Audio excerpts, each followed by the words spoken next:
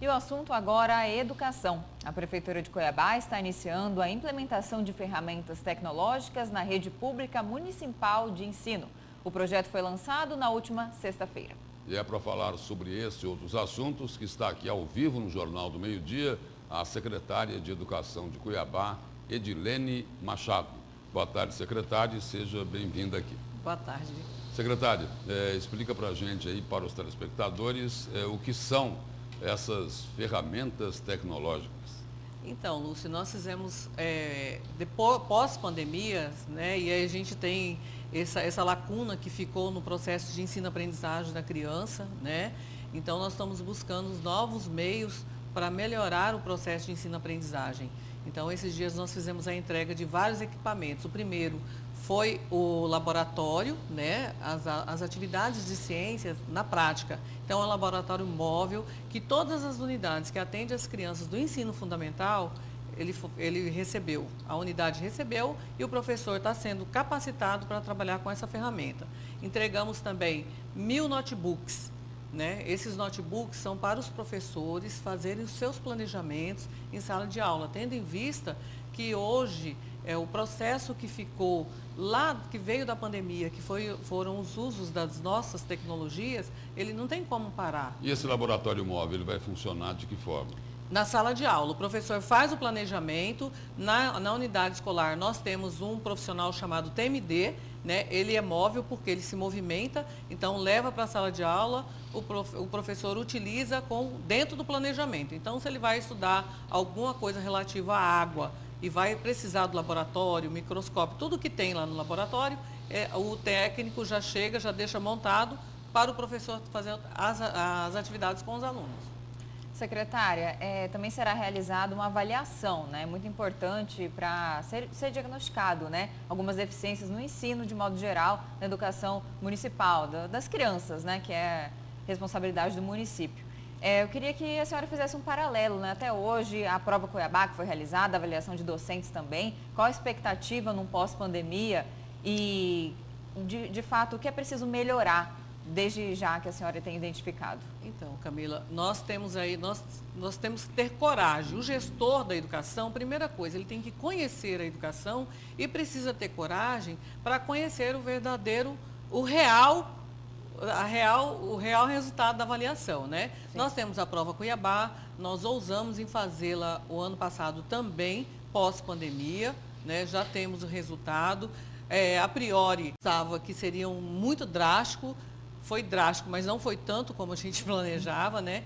Nós tivemos aí uma queda significativa das habilidades das crianças. E na alfabetização também, na alfabetização né, muito mais.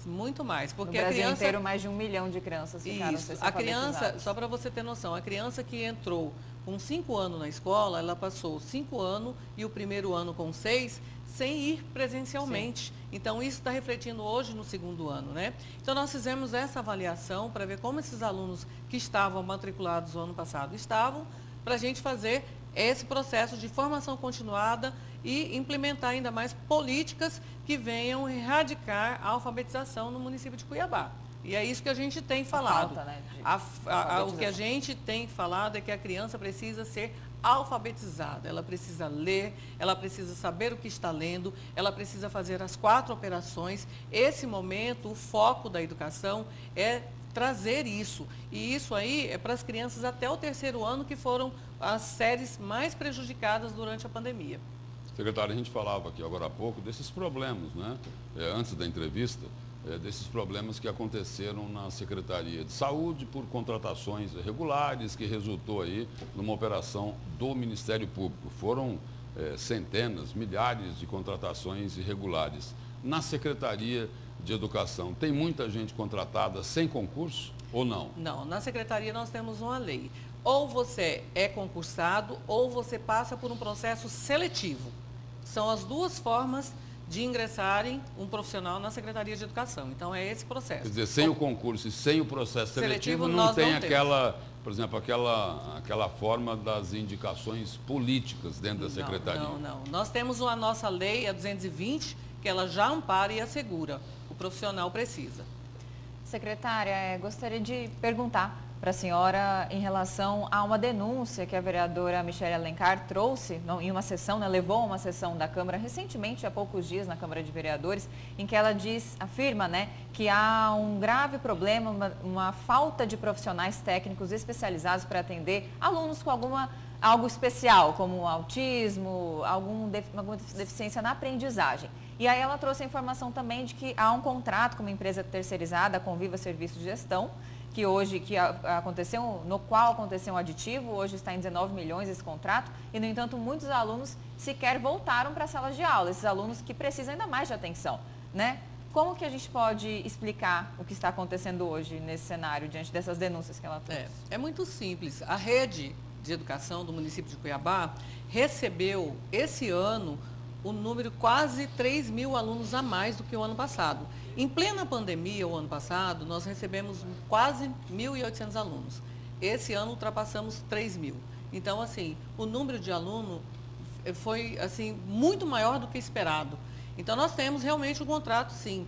E na educação, nós atendemos aí quase 58 mil alunos. Então, se você vai gastar R$1 com aluno, você vai gastar 58 milhões. Então, assim, e houve esse aditivo de 3 milhões no contrato, mas sim, até o presente momento tem alunos que não estão na sala de aula devidamente assistidos, é isso? Deixa eu só explicar. Nós tínhamos um número de alunos, de contratos que a gente poderia fazer, que são as CADs. Primeiro, é bom explicar, a CAD ela é uma cuidadora, ela não trabalha no processo de alfabetização ou nada do pedagógico desse aluno. Ela é contratada para ajudar aquela criança que tem dificuldade de locomoção, que ela não sabe comer, que ela não sabe ir ao banheiro sozinha, entendeu? Então, nós precisamos dessa cuidadora, ela é uma cuidadora. Então, nós tínhamos um número de 750, fizemos um aditivo, porque nós aumentamos, nós recebemos esse ano 450 crianças deficientes na nossa rede. Então, nós passamos de 1.200 para 1.600, quase 1.700.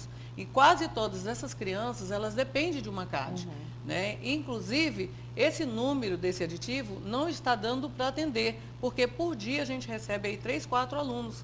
Então, a gente precisa, nesse momento, a Secretaria de Educação, Lúcio, ainda faz um processo emergencial, porque nós recebemos a demanda, nós temos que atender as crianças, mas nós precisamos de uma legalidade. Então, nós temos um contrato, já aditivamos o quantitativo que poderia, não foi suficiente, por isso, algumas crianças que dependem do cuidador para ir à escola ainda não estão indo, e nós estamos fazendo um processo emergencial para atender essa demanda. Secretária, bem rapidinho, e antes da gente encerrar. Hoje, qual é a situação e principalmente a manutenção da estrutura física das escolas de Cuiabá? Tem problemas nessa área? Temos, né, Lúcio? Nós temos aí 170 unidades e nós temos unidades aí com mais de 30 anos de construção, né? Então, assim, por mais que a gente está fazendo uma força-tarefa de estar trabalhando nessa manutenção, mas nós ainda temos muitas unidades com problemas São quantas físicos. escolas, secretária? Nós temos 170 unidades. Não, eu digo que precisam de um trabalho mais urgente. Quando nós assumimos, Lúcio, tínhamos 109. Hoje nós estamos com a média de 45.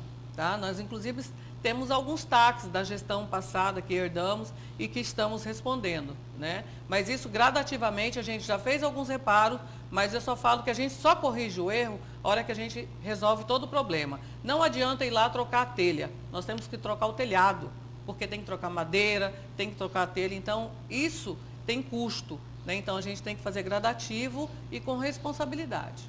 Secretário, obrigado pela presença e pelas informações aqui no Jornal do Meio-Dia. Obrigada.